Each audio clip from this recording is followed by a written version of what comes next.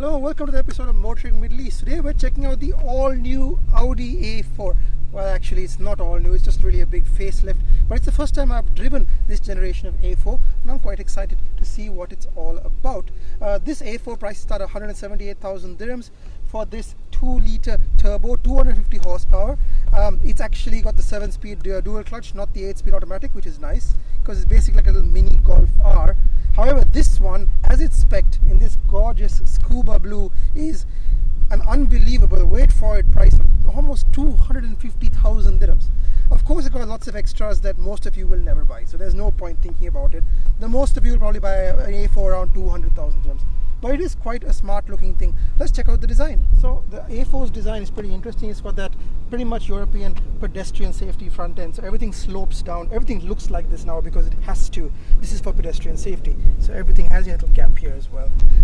I love the headlights. They've got these sort of streaks across the front. Very, very stylish. And if you look detail, you can see little diamond details in the headlights. It's full of little jewelry. But the best bit about this car has to be these wheels, these Audi Sport wheels. This is of course the S-Line trim. Aren't they gorgeous? 19 inches, and they even got a little lip on there so you can't curb them that easily. Really, really nice little items.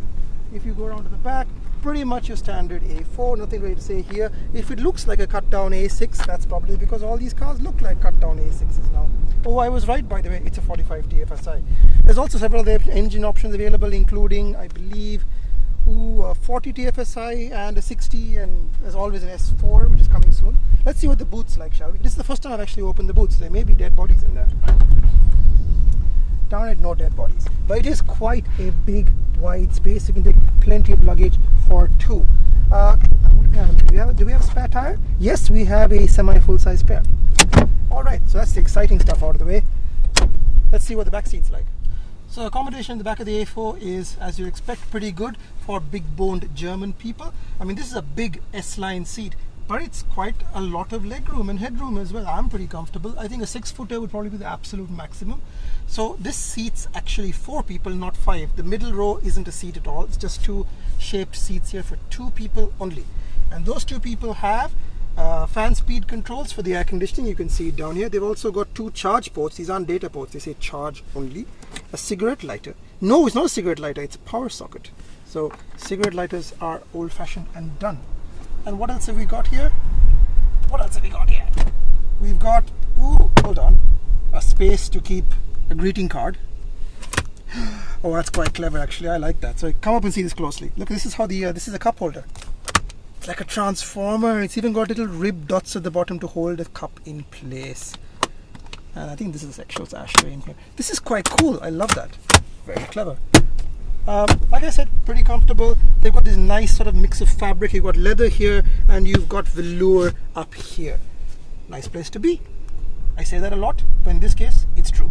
To the front. So, what's the front of the A4 like? Quite stylish, quite modern, as you'd expect from modern Audi. We've got the S-Line seats, you can see, which are really good, fully adjustable. Of course, these wings can twist and turn and hold you in place. That's a glove wandering around. How strange. What else have we got? It's actually pretty comfortable seats. Seating position is good. Most of these German cars have pretty good seating positions for just about any size and shape of body.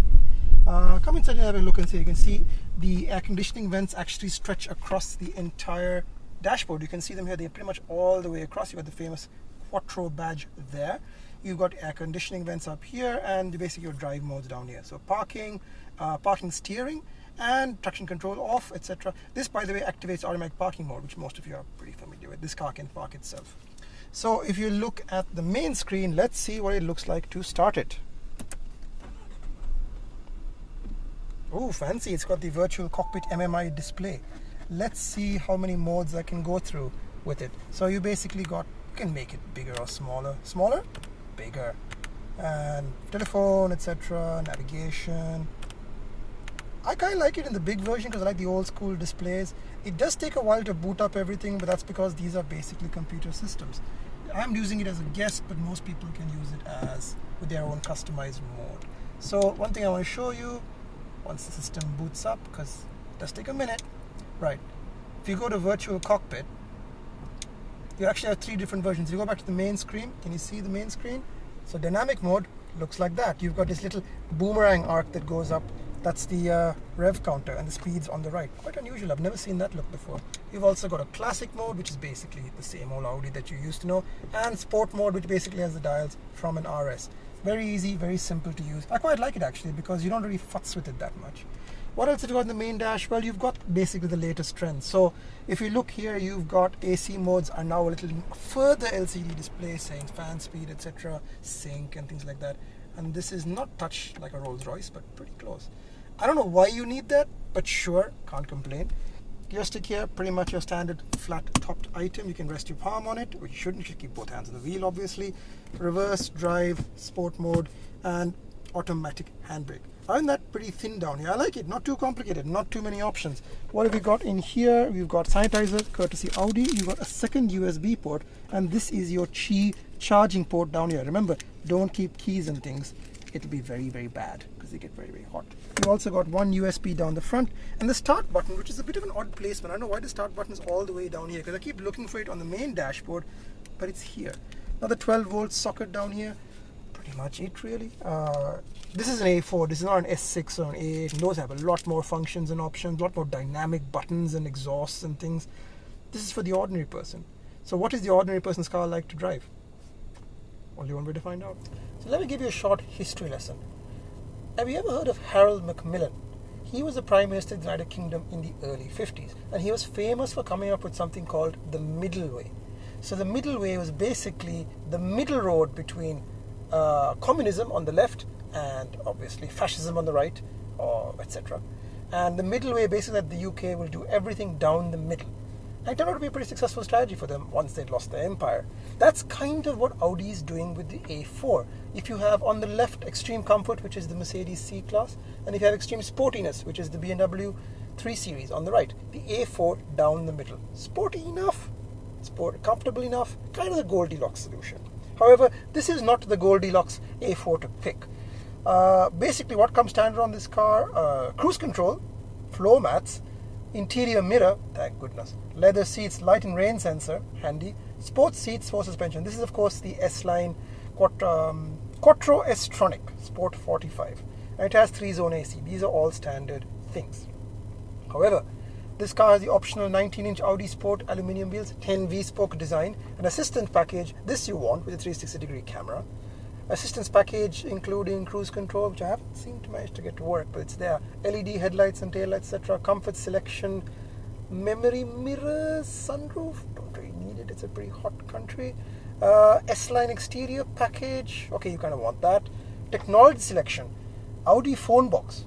This is the TARDIS. Does the Doctor Who come along with it? Virtual cockpit. Yeah, you probably want that. What you don't want? Ambient lighting. Don't really care. Ashtrays and cigarette lighter. No, we don't support cigarette smoking at AME. Audi Presense City. People have to look after themselves. Bang & Olufsen 3D sound system. To be honest with you, not impressed with the sound system in this car. It's okay. It's okay. I don't think it's worth paying 20-30 grand extra. But overall, middle of the road. So if this starts at 178 and this car as it sits is, oh, I got the price wrong. It's not 250. It's 257,000 dirhams. That's a lot of dirhams. So I think the best thing to do is drive it and see if it can justify that kind of money. It probably can't. So what's the A4 like to drive? Well, plenty of poke. Let's give it some beans. 250 horsepower, not slow. I think Quattro does kind of drag it down a bit, reduces a little bit of the oomph off the line. And in this extreme summer heat, 45 degrees, all turbo cars take a little bit of a hit. Same for the air conditioning, unfortunately. This is a hot car with all of these nice, lovely leather surfaces. But let's be honest, if you're looking at an A4, you're not going to be considering a Camry, are you? So you kind of want it to be all the trimmings and all the toys. Handling, I've had comments online, the steering of Audi is not that great. This is fine. This is a dynamic mode. Let me put it into dynamic mode steering. Let me put it into full dynamic. Bit better. Doesn't really affect the suspension much. It only affects the drivetrain and the steering. So yeah, much of a muchness. It has a lot of configurability, but I just leave it in individual and leave it set up. Steering is nice. I think it's got a nice sense of weight to it. I have it in full dynamic. It's not too stupidly heavy. Brakes are very good, very sharp. 19-inch wheels. What do you expect? You're going to get everything that you like in a car. You spend 250,000 dirhams. Things I don't like, brakes are a little too sharp, so they can be a little difficult to modulate. The tires, Pirelli P0s, a little noisier than I'd like. I mean, on the highway at 120, 130, you can hear them. I'd probably prefer some Michelins or Contis or something else really. That's a little bit more livable. There's a bit, cabin's pretty silent, but again, those tires are a little intrusive. Ride, not quite Mercedes comfortable. And actually even BMW stepped up their ride lately, so Audi might need to have a look at this because it is a little bit firmer than I would like for a car of this ilk. I would like it to be a little softer because it is a bit bouncy on the highway. But overall handling is good. Quattro, nice and neutral understeer. Push through the bends, get a bit of beans, feed in the power, and you could feel the car just sort itself out. Overall, good enough for most people. And let's be honest, good enough is more than enough in a car of this class because it just has to be as good as everything else. And the Merc's really good, the BMW is really good, and the Audi is really good. So it really comes down to which badge you like. I personally like these Audis the best of the three. The BMW is losing me a bit lately, to be honest with you. I mean, some of them are good, some of them are just a bit samey. Same goes for Merc. So if I like my sausage, I like my sausage the Audi way because it's kind of a little retro. I can have these retro style dials. I can have all the electronics and CarPlay and things that I want. But I can also have a pretty sharp looking car.